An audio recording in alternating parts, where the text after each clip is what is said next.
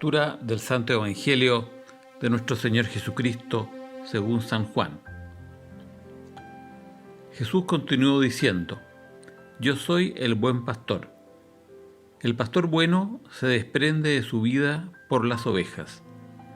El asalariado, como no es pastor, ni las ovejas son suyas, cuando ve venir al lobo, deja las ovejas y echa a correr. Y el lobo arrebata y dispersa, porque a un asalariado no le importan las ovejas. Yo soy el buen pastor, conozco a las mías y las mías me conocen a mí, igual que mi Padre me conoce y yo conozco al Padre. Además, me desprendo de la vida por las ovejas. Tengo otras ovejas que no son de este recinto. También a esas tengo que conducirlas. Escucharán mi voz y se hará un solo rebaño con un solo pastor. Por eso me ama mi Padre, porque yo me desprendo de mi vida para recobrarla de nuevo. Nadie me la quitó, la doy voluntariamente. Está en mi mano desprenderme de ella y está en mi mano recobrarla. Este es el encargo que me ha dado el Padre. Hermanas y hermanos, es palabra del Señor. Gloria a ti, Señor Jesús. En este cuarto domingo del tiempo pascual, la Iglesia reza y reflexiona sobre los pastores. Reza por vocaciones a la vida sacerdotal, a la vida religiosa, y reza también por los pastores actuales, el Papa, los obispos, sacerdotes, todos los que tienen autoridad dentro de la Iglesia. La imagen de el pastor como una persona del ámbito religioso es del Nuevo Testamento y de la Iglesia. En el Antiguo Testamento, la figura del pastor está más asociada a la del rey.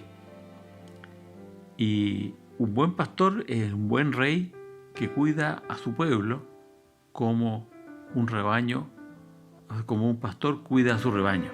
En cambio, el mal rey que se aprovecha de su pueblo, los explota, les quita sus bienes para provecho propio. Jesús va cambiando el significado de esto, de esta imagen, y la hace suya, diciendo: yo soy el buen pastor. Con esto cumple una profecía que Dios dice en los profetas: yo les daré pastores según mi corazón, y yo mismo vendré a apacentar a mi pueblo. Bien, en los evangelios Jesús usa muchas veces este término de pastor. Por ejemplo, él habla de un pastor que abandona 99 ovejas y va en busca de la oveja perdida. Ahí no se habla del buen pastor. Es Jesús que aquí habla del buen pastor en este otro contexto, y obviamente la Iglesia lo ha combinado, diciendo: Jesús es el buen pastor que va a buscar a la oveja perdida.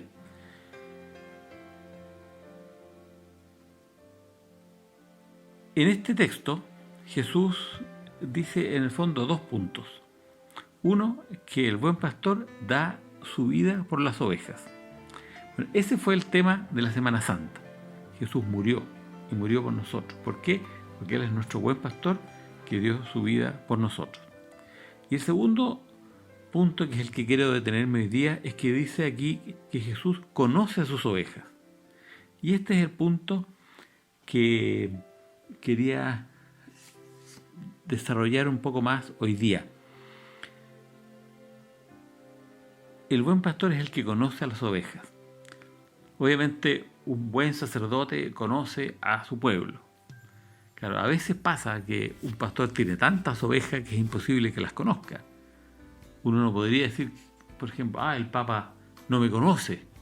No, es imposible que conozca a 1.200 millones de personas, ¿ya? Es imposible. Pero sí que un párroco sea capaz de conocer a la gente de su parroquia puede ser un poco más fácil, especialmente cuando las parroquias son pequeñas.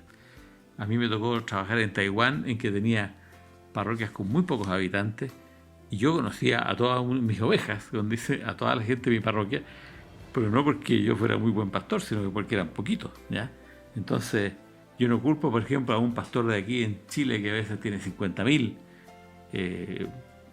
personas en su parroquia. Yo trabajé en una parroquia antes de irme a Taiwán y que decían que eran 40.000 personas, ¿ya? Yo estaba a cargo de una capillita durante un año, una capillita que no era tan chica, tenía como 10.000 personas, y no conocía a todos, conocía, no sé, a 200 a lo más, ¿ya?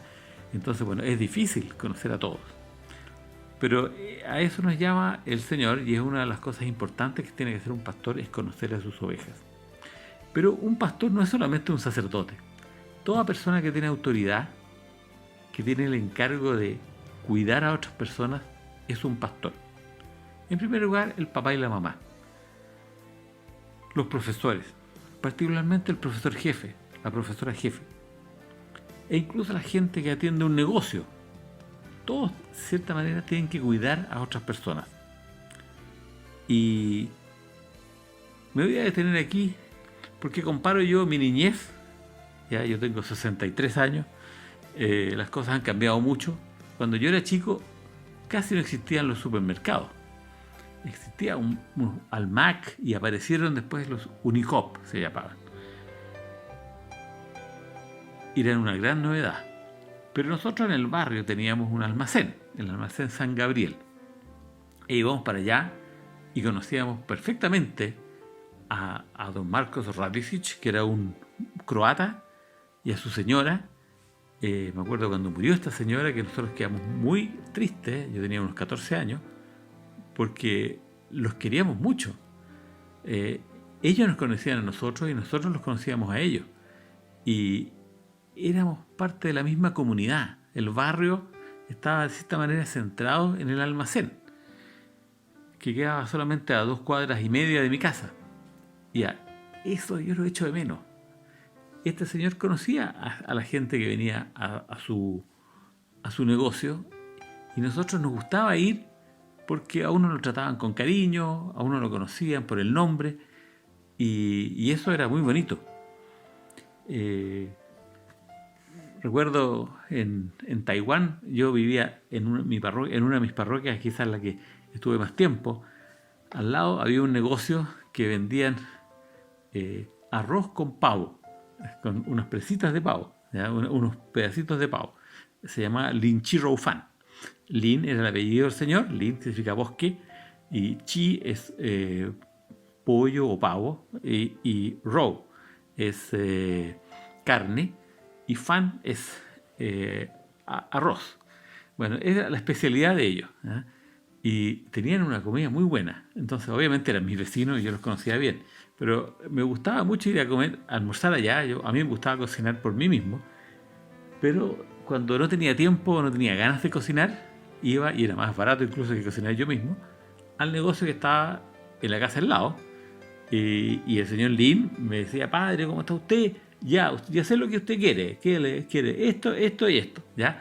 Y sabía que yo quería Chiro Fan, Tzu Tsai Tang y Gaori Chai. O sea, yo sabía que quería yo este arroz con pavo, una sopa de luche. Después me di cuenta ahora que el luche es esta alga que allá comíamos todo el tiempo en sopa, y también repollo salteado, se podría decir, o sea, cocido en aceite en un sartén. Era muy rico lo que él preparaba, pero en realidad lo más bonito era que él sabía perfectamente lo que yo quería. ¿Por qué? Porque él me conocía, yo lo conocía a él me conocía a mí. Bueno, esa cosa uno la echa de menos ahora. Es todo tan impersonal, y ahora con esto de la pandemia, el delivery, y que viene un señor, al otro día viene otro, y uno no conoce a nadie, ¿ya? Entonces se ha perdido tanto esto, el contacto personal, el vínculo en realidad. Entonces yo quería hacer un llamado a volver a conocerse con la gente de los negocios, Y lo más importante entonces, por ejemplo, que los profesores conozcan a cada uno de sus alumnos, sepan cómo son, y obviamente con mucho más razón, y eso sí que lo hacen muy bien, son el papá y la mamá. Que Dios nos ayude y que nos dé buenos pastores. En el nombre del Padre, y del Hijo, y del Espíritu Santo. Amén.